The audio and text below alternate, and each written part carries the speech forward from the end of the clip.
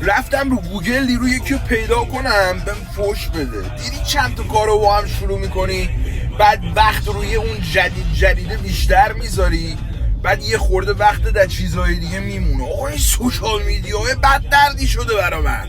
ماهی حدوداً $40,000 دارم ضرر میدم فقط برای اینکه اون کارهایی رو که قبلا میشستم ویدیو انگلیسی میساختم الان دارم فارسی حرف میزنم چون معروف میخوام بشم خیلی سرم.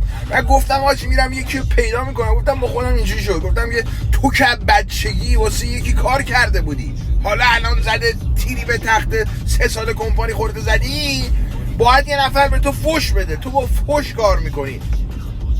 و رفتم رو گوگل احساس مثلا زرنگی که الان یکی پیدا میکنم من مسئولیت شناس کنه، اهدافمو بهش میگم، صبح تا عصر داریم ما هم صحبت میکنیم، بهم فوش میده، حال میده، اینجوری میریم جلو، خیلی کارا رو بهتر میتونیم